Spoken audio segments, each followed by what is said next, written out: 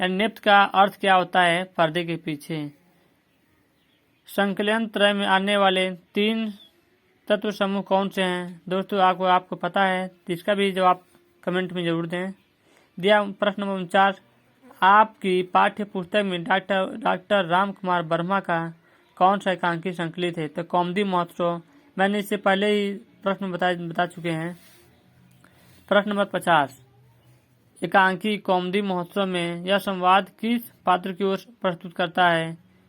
मौर्य चंद्रगुप्त क्षत्रिय क्या इतना पतित हो गया कि ब्राह्मण पर पदाघात है।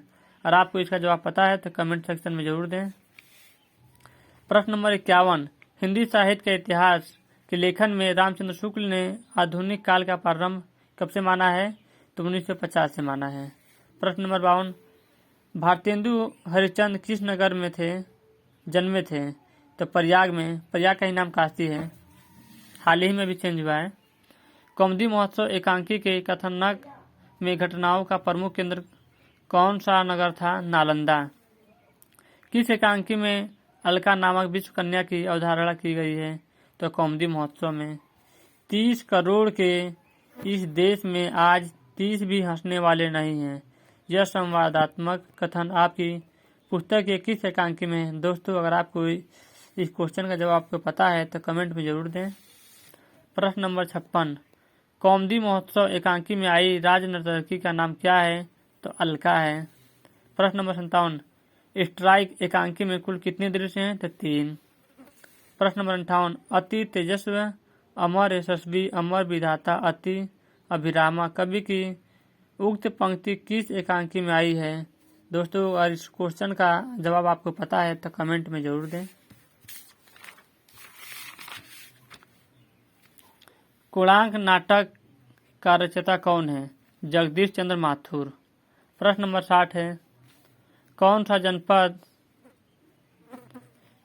जनपद डॉक्टर रामविलास शर्मा का जन्म स्थान है, तो उन्नाव, जो उत्तर प्रदेश का ही एक जिला है, उत्तर प्रदेश राज्य में एक जिला है। दिया है प्रश्न नंबर 61, हिंदी का गद्य साहित्य नामक ग्रंथ किस लेखक द्वारा लिखा गया है, तो डॉक्टर रामचंद्र तिवारी द्वारा लिखा गया है। प्रश्न नंबर 62, हिंदी के किस प्रसिद्ध लेखक के नाम के पहले महापंडित लिखे जाने की परिपाटी है, तो राहुल साकृत्यायन के पहले। प्रश्न नंबर 63, भारत दूरदर्शन नामक नाटक का प्रणयन किसने किया, तो भारतेंदु हरिश्चंद्र ने किया। प्रश्न नंबर 64, काव्य में अर्थ ग्रहण मात्र से काम नहीं चलता, बिंब ग्रहण अपेक्षित है, यह पंक्ति आचार्य रामचंद्र शुक्ल के किस निबंध में है दोस्तों। अगर इसका जवाब आपको पता है तो कमेंट में जरूर दें। प्रश्न नंबर 65, साहित्यकार की भूमिका जीवन और अमृत से जुड़ी है, यह सन्नाहार और गरल से नहीं, यह किसके निबंध की पंक्ति है दोस्तों। इस क्वेश्चन का जवाब को आपको पता है तो कमेंट में जरूर दें। दिया हजारी प्रसाद द्विवेदी ने फचफचाहट के बल पर विजयी रहने वाले अपने गांव के पंडित जी की चर्चा किस निबंध में की है दोस्तों। अगर आपको इसका जवाब पता है तो जरूर दें कमेंट में।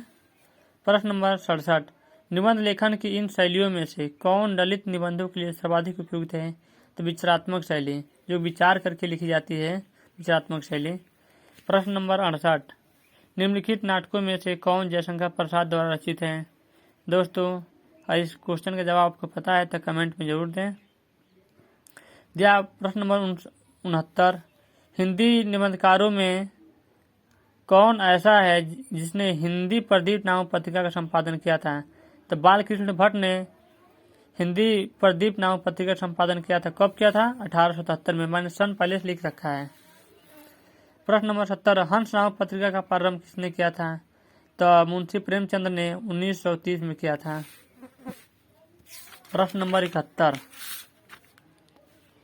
पत्रकारिता के क्षेत्र में नागरी नीरद के प्रकाशन का प्रमुख श्रेय किसे है, तो बद्रीनारायण चौधरी प्रेमघन, जो कि 1893 में किया था, मिर्जापुर से। द्विवेदी का नामकरण किस साहित्यकार के नाम पर हुआ है, तो महावीर प्रसाद द्विवेदी।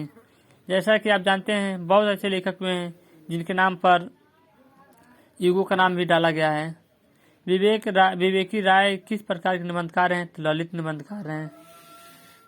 दिया है कविता क्या है, किसका प्रसिद्ध निबंध है? तो पंडित रामचंद्र शुक्ल का। प्रश्न नंबर 75, लक्ष्मी नारायण मिश्र का नाटक है अशोक।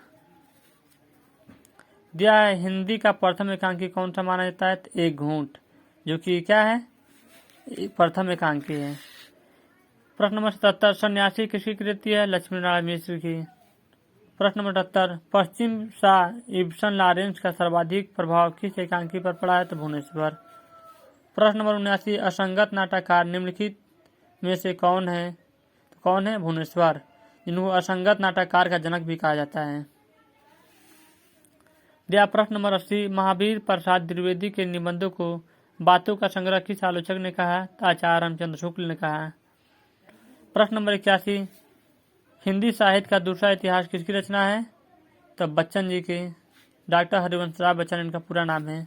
प्रश्न नंबर 82, निम्न में से कौन हिंदी शब्द सागर के संपादक हैं? तो रामचंद्र शुक्ल।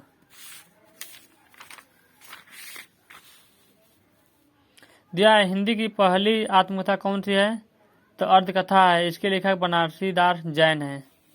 दिया प्रश्न नंबर 84, महावीर प्रसाद द्विवेदी और हिंदी नवजागरण पुस्तक के रचनाकार कौन है? तो आपको मैं बताते चलूँ, डॉक्टर रामविलास शर्मा है। प्रश्न नंबर 85, ब्राह्मण पत्रिका के संपादक कौन है? ये क्वेश्चन काफी बार पूछा गया है, इनको तो आप लगभग कॉमनली आप जानते भी होंगे, प्रताप नारायण मिश्र। प्रश्न नंबर 86, हिंदी का पहला समाचार पत्र कौन सा है? उदंत मार्तंड। प्रश्न नंबर 87, हिंदी का प्रथम उपन्यास कौन सा है? तो परीक्षा गुरु, इसके लेखक कौन है? लाला श्रीनिवास। लाला श्रीनिवास